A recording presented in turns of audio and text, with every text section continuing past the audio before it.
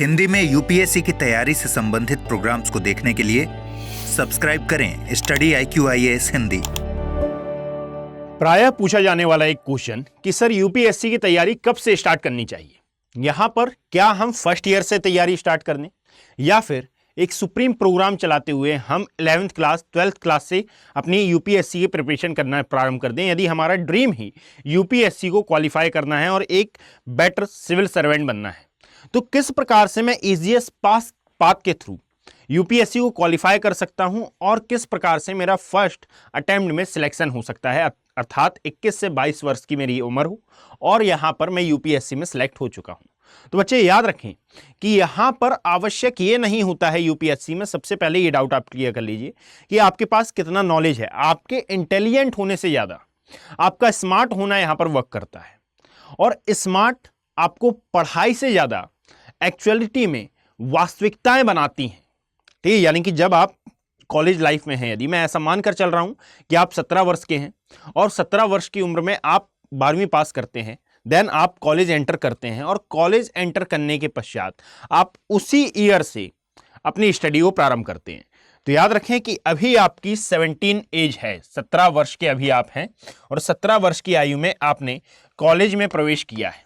जब आप कॉलेज में प्रवेश करेंगे तो यहाँ पर प्रायः यह देखा जाता है कि भाई एक यूपीएससी एस्पिरेंट सब कुछ छोड़कर केवल पढ़ाई में लिप्त होता है। ये करना गलत नहीं है, ये करना बिल्कुल सही है, परंतु इसके 3 स्टेज होते हैं। यदि आपको यदि पता हो तो यहाँ पर यूपीएससी के 3 स्टेज हैं, एक है प्री, एक है मेंस और एक होता है इंटरव्यू।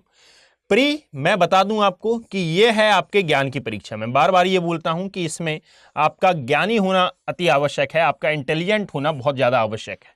ठीक है, और इसके साथ स्मार्टनेस तो चलेगी ही। पूरे यूपीएससी एग्जाम में आपके इंटेलिजेंट होने से ज्यादा फोकस आपके स्मार्ट होने पर किया जाता है कि आप कितनी स्मार्टनेस के साथ अपना आंसर चूज करते हैं। यदि मैं मेंस की बात करता हूं तो मेंस के बारे में याद रखें कि यहां पर आपकी एक्चुअल ज्ञान की नहीं स्मार्टनेस की परीक्षा होती है और साथ में आपके चयन की भी यहीं पर परीक्षा होती है। ऐसा इसलिए क्योंकि भाई एक सा आंसर यदि एक क्वेश्चन दिया हुआ है, लाइक हिमालय का फॉर्मेशन या फिर प्लेट टेक्टोनिक थ्योरी या फिर नदियों द्वारा निर्मित स्थलाकृतियां, कोई भी यदि क्वेश्चन दिया हुआ है उसके बारे में डेटा सभी के पास समान है। अब उस डेटा में से आप किस प्रकार से चयनित डेटा को अपने अंदर समाहित करते हैं और साथ में अपनी आंसर राइटिंग में उसको पुट करते हैं, यह सबसे ज्यादा महत्वपूर्ण हो जाता है। अर्थात यहां प्री आपके ज्ञान की परीक्षा है, वास्तविक ज्ञान की परीक्षा है, और मेंस आपकी स्मार्टनेस की परीक्षा है कि सर आपका चयन किस प्रकार का है। चयन। अब यदि मैं यहां पर इंटरव्यू की बात करूं तो याद रखें कि इंटरव्यू यह बताती है कि सर आपका लहजा क्या है, आपके सोचने का तरीका क्या है, आपका व्यक्तित्व कैसा है, यानी कि आपके व्यक्तित्व की जांच की परीक्षा है। यहां पर जो ज्ञान का परीक्षण होना था वो आपने प्री और मेंस में दे चुका है। तो वेब सीरीज में या फिर किसी भी मूवी में जो बताया जाता है कि इस प्रकार के क्वेश्चन आईएएस आईपीएस से किए जाते हैं या फिर यूपीएससी के एग्जाम में किए जाते हैं, मैं आपको एक बात बार बार क्लियर करता हूं, मैं अगेन क्लियर करता हूं, ऐसे किसी भी प्रकार के किसी भी क्वेश्चन का सामना आपको नहीं करना पड़ेगा। यानी कि कोई ऐसे आपसे, यदि आप हिंदी माध्यम के हैं तो आपको नीचा नहीं दिखाया जाएगा, यदि आप इंग्लिश माध्यम के हैं तो आपको बहुत ज़्यादा प्रायोरिटी नहीं दी जाएगी। यानी कि सभी इक्वल हैं भाई, सभी एग्जाम क्रैक कर आए हैं, मतलब कि सभी इक्वल माने जाते हैं। यहाँ पर यदि हम देखें तो इन 3 स्टेजेस को पार करने के लिए आपका 21 ईयर का होना आवश्यक होता है। अब यदि यहाँ पर मैं बात करता हूँ तो मान लेते हैं हम 17 ईयर के हैं, 17 वर्ष के हैं और 17 वर्ष से हमने अपनी यूपीएससी की जर्नी स्टार्ट की। यहाँ पर आपका कॉलेज भी चल रहा होगा और कॉलेज के साथ साथ आप स्टडी IQ के साथ प्रिपरेशन भी कर रहे होंगे, और जब आप ये प्रिपरेशन को कर रहे होंगे तो याद रखें कि कॉलेज लाइफ अक्सर हम छोड़ देते हैं, जो कि बहुत कुछ हमको सिखाती है। कैसे भाई? तो हम पढ़ाई के अलावा वो सभी एक्टिविटीज को त्याग देते हैं जो हमें एक्चुअल में करनी चाहिए, जो कहीं ना कहीं यूपीएससी में हमारी सहायता कर सकती है। जैसे कॉलेज में होने वाले जो डिबेट कंपटीशन है, जो विभिन्न प्रकार की एक्टिविटीज हैं, आपको उनमें पार्टिसिपेट करना चाहिए। कारण क्या है? इसका मेन रीजन ये होता है कि सर आपके बोलने की शक्ति, आपकी तार्किकता, यानी कि डिबेट कंपटीशन में यदि आप बैठे हैं तो एंड ऑफ द डे आपको अपने ज्ञान का प्रयोग करते हुए, इन 100 मिलियंस न्यूरॉन्स का प्रयोग करते हुए आपको वहां पर एक्टिव होना पड़ेगा। और आप जब 100 लोगों के समक्ष किसी बात को बोलते हैं तो आप में कॉन्फिडेंस बिल्ड होता है, और यहां पर ये कॉन्फिडेंस बहुत ज्यादा आवश्यक है। यानी कि यूपीएससी के एग्जाम में तैयारी से ज्यादा यह फीलिंग आवश्यक है कि हां मैं कर सकता हूं वाली यहां पर आपको फीलिंग आनी चाहिए। और ये जब आता है जब आप अपने आप को उस ऑरा में ढकेलते हैं, उस ऑरा में आप जाकर उस ऑरा को जीते हैं, तो आपकी जो मेंटलिटी है ये परिवर्तित होती है। और जब आप इंटरव्यू देने जाते हैं तो इंटरव्यू में यही मेंटलिटी जांचने का परीक्षण है भाई, कि आपकी मेंटलिटी कैसी है, आप किस प्रकार से हेजिटेशन को कंट्रोल करते हैं, आप किस प्रकार से टेंशन को कंट्रोल करते हैं। यदि मान लीजिए आप बहुत ही ज्यादा इंट्रोवर्ट पर्सन हैं तो आप एक्सट्रोवर्ट होने का प्रयास करते हैं कि सर किस प्रकार से मैं खुलूं और किस प्रकार से मैं आपसी लोगों के साथ सामंजस्य बिठाने का प्रयास करूं। Is that clear? तो हम ये बोलते हैं कि भाई यदि आप इन कॉलेज लाइफ में, इस कॉलेज लाइफ में एक्टिविटीज पर ध्यान नहीं देते हैं तो हो सकता है कि आपकी प्रिपरेशन तो हो जाए, प्री मेंस ये सब कुछ क्वालिफाई हो जाए, परंतु इंटरव्यू गाइडेंस प्रोग्राम में थोड़ा सा आपको प्रॉब्लमेटिक सिचुएशन का सामना करना पड़ सकता है। अब इसके लिए क्या है, तो इसी के लिए स्टडी IQ IAS हिंदी चलाता है IGP अर्थात इंटरव्यू गाइडेंस प्रोग्राम।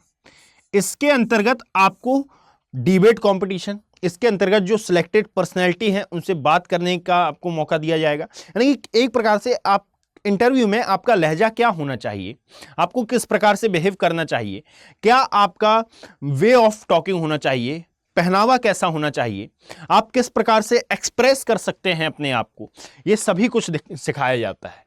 और ये IGP प्रोग्राम मिलता है आपको स्टडी IQ IAS के इस पेड बैच के साथ। यानी कि यहां पर ये प्रतिज्ञा प्लस बैचेस हैं। यदि आप इन प्रतिज्ञा प्लस बैचेस से ज्वाइन होना चाहते हैं जिसमें ये पूरा प्री मेंस और इंटरव्यू तक की तैयारी कराई जाती है, तो आप इनसे ज्वाइन हो सकते हैं। याद रखिएगा कि प्री क्वालिफाई किए जाने पर आपकी पूरी फीस रिफंड कर दी जाएगी, और रिफंड करने के साथ ही आपकी जो वैलिडिटी है यह 1 ईयर के लिए एक्सपेंड भी कर दी जाएगी, जिसमें MRP प्रोग्राम आपके लिए एप्लीकेबल होगा।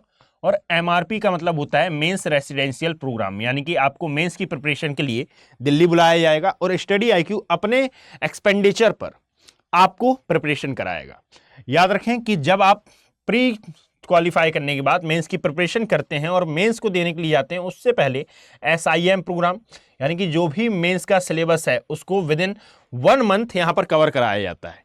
यानी कि एक बार आपका सिलेबस प्री से पहले कवर होता है, एक बार आपका सिलेबस मेंस से पहले कवर होता है, और एक बार आपका सिलेबस मेंस आने के 1 महीने पहले इस SIM प्रोग्राम, यानी कि इसका पूरा नाम है सक्सेस इन मेंस प्रोग्राम के तहत कवर कराया जाता है। जब आप सिलेक्ट हो जाते हैं, जब आपका मेंस क्वालिफाई हो जाता है, देन इसके बाद अप्लाई होता है IGP प्रोग्राम। और IGP प्रोग्राम में वे सभी एक्टिविटीज आपको मिलेंगी, वे सभी एक्टिविटीज कराई जाती हैं कि आपका जो अंदर का हेजिटेशन है या फिर अंदर की जो मानसिकता है वो एक IAS IPS जैसी होनी चाहिए। यहां पर सिलेक्टेड पर्सनैलिटीज हैं जो प्रीवियस टाइम में जॉब कर चुके हैं, भारत सरकार को अपनी सेवाएं दे चुके हैं, UPSC अधिकारी रहे हैं, ये उनके साथ आपकी मीटिंग कराई जाती है। जो बेंच बैठती है वो सिलेक्टेड पर्सन्स की बैठती है, और साथ में ऐसे फैकल्टीज, ऐसे मेंटोर जो कभी ना कभी इस एग्जाम को फेस किए हुए हैं और वाकई में उन्हें पता है कि हाँ एक इंटरव्यू किस प्रकार का होता है, उनके साथ आपकी डिबेट कराई जाती है, उनके साथ आपको प्रैक्टिस करने का मौका मिलता है। तो एक प्रकार से यहां पर फिर आप इंटरव्यू के लिए प्रिपेयर होते हैं, और इंटरव्यू के लिए प्रिपेयर होने के पश्चात फिर जब आप इंटरव्यू फेस करते हैं तो वहां पर आपका सिलेक्शन होता है, और सिलेक्शन के बाद लिस्ट, और फिर आगे की जर्नी आप जानते हैं। ये पूरा सब कुछ। और यहां पर जब आप इस बैच को ज्वाइन करेंगे तो आपको 18 बुक्स का सेट भी प्रोवाइड कराया जाएगा, और इसके अलावा आपको एक एटलस भी प्रोवाइड कराया जाएगा। और समय समय पर यदि आपको किसी प्रकार के कोई डाउट होते हैं तो मेंटोर हैं, टीचर्स हैं, आप हर टीचर से बात कर सकते हैं और हर मेंटोर से अपने डाउट क्लियर कर सकते हैं। यदि मान लीजिए आपको किसी सब्जेक्ट में कोई प्रॉब्लम आ रही है तो मेल का ऑप्शन होता है। यहाँ पर वीडियो में उतना ज़्यादा कन्वर्सेशन हो पाना पॉसिबल नहीं हो पाता, परंतु जब आप एप्लीकेशन में पढ़ते हैं तो वहाँ पर डाउट सेक्शन होता है, हैंड रेज का ऑप्शन होता है, कमेंट सेक्शन का ऑप्शन होता है। और यदि फिर भी आपके डाउट क्लियर नहीं होते, आप चाह रहे हैं कि मैं टीचर से बात कर लूँ, तो आपको ऑडिबल भी किया जाता है, अर्थात आपके पास हैंड रेज के थ्रू ऑडिबल होने का भी ऑप्शन रहता है। ये सब कुछ आपको दिया जा रहा है स्टडी IQ IAS के प्रतिज्ञा प्लस बैचेस में, जो कि हिंदी माध्यम के लिए हैं। और हिंदी माध्यम के लिए जो कक्षाएं हैं वो प्रारंभ हो चुकी हैं। सुबह 8 बजे से ये कक्षाएं प्रारंभ हो गई हैं। और याद रखें कि यदि आप इनसे ज्वाइन होना चाहते हैं तो इनमें ज्वाइन होने की जो लास्ट डेट है वो है 22 सितंबर। यदि आप इनसे जुड़ना चाहते हैं तो AKB लाइव कोड का प्रयोग करते हुए आप इस बैच से मात्र 999 रुपए जैसे मंथली इफेक्टिवली प्राइस में आप इनसे जुड़ सकते हैं।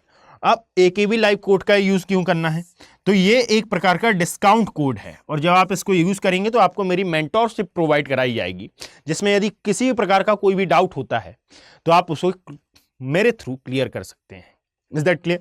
यहां पर एक और इंपॉर्टेंट इंफॉर्मेशन है भाई, कि यहां जितनी भी बातें मैं बता रहा हूं, यदि इनमें से किसी भी प्रकार का कोई भी डाउट है और आप एक ऐसा सेमिनार चाहते हैं या फिर ऐसी फैकल्टी से बात करना चाहते हैं जो कि आपके सभी डाउट क्लियर कर दे।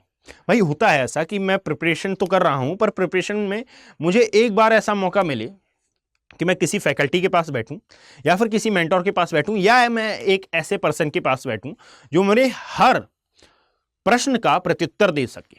तो यहां हमने वही सोचकर पटना में सेमिनार रखा है। आप हिंदी माध्यम के जो सबसे फेमस फेस हैं, जिनको आप अवश्य जानते होंगे, अमृत उपाध्याय सर, अतुल जैन सर और साथ में विरत दुबे सर यहां पर आपके लिए प्रेजेंट हैं।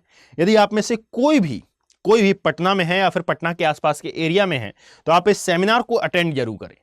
जैसा कि मैंने अभी बताया कि भाई आपको कॉलेज लाइफ में डिबेट्स अटेंड करने चाहिए, विभिन्न प्रकार के जो एक्टिविटीज़ होती हैं उनको अटेंड करना चाहिए। तो प्राय ये सोचा जाता है कि ये सेमिनार क्यों रखा गया है और हम सेमिनार में जाएंगे तो हमारा समय व्यर्थ होगा। नहीं होगा। मैं गारंटी देता हूं कि जब आप इस सेमिनार को अटेंड करेंगे तो अटेंड करने के बाद ये जो अनुभव है ये आपकी पूरी UPSC की जर्नी में काम आएगा। यानी कि आपको ऐसे सेमिनार अटेंड करने चाहिए। कारण यह है कि इन सेमिनार्स के थ्रू आपको उन प्रश्नों का उत्तर मिल जाता है जो या तो आप खोज रहे थे या फिर भविष्य में आने वाले थे। अर्थात कुल मिलाकर आपको अनुभव की प्राप्ति होती है और बहुत कुछ सीखने के लिए भी मिलता है, जो आपकी UPSC की जर्नी में आपकी बहुत ज़्यादा हेल्प करेगा। पटना में ये सेमिनार कहाँ है? तो AN कॉलेज पटना, श्री कृष्णापुरी, पटना, बिहार, यहाँ पर आपकी लोकेशन है।